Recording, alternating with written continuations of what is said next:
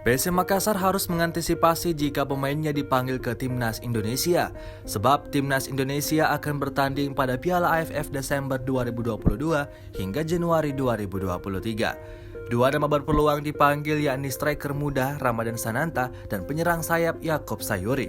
Walau sampai sekarang skuad Timnas Indonesia untuk Piala AFF 2022 belum diumumkan, Ramadan Sananta dan Yaakob Sayuri berpeluang dipanggil karena menjadi bagian dari Timnas Indonesia pada FIFA Matchday lalu lawan Timnas Curaçao. Apalagi keduanya tampil impresif di level klub. Ramadan Sananta menjadi mesin gol baru PSM Makassar. Striker 19 tahun ini telah mencetak 3 gol pada Liga 1 2022 hingga 2023. Sedangkan Yaakob Sayuri menjadi pemain tersubur PSM Makassar saat ini. 4 gol telah dibukukan serta cetak 3 assist. Selain Ramadan Sananta dan Yaakob Sayuri, PSM Makassar juga berpeluang kehilangan Muhammad Zaki dan Ricky Pratama. Dua pemain ini masih mengikuti pemusatan latihan Timnas Indonesia U20 di Turki dan Spanyol.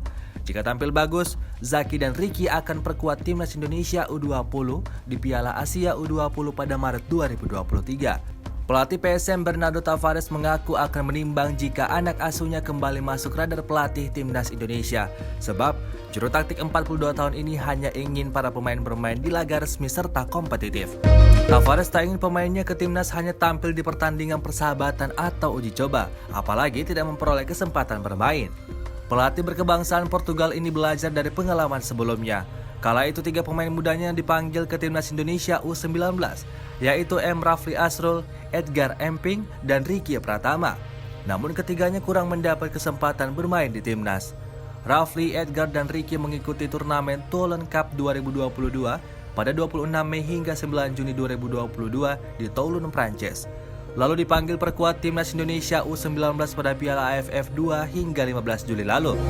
Hasilnya, ketiganya tidak bisa membantu banyak PSM pada Piala Presiden 2022 dan awal kompetisi Liga 1 2022-2023.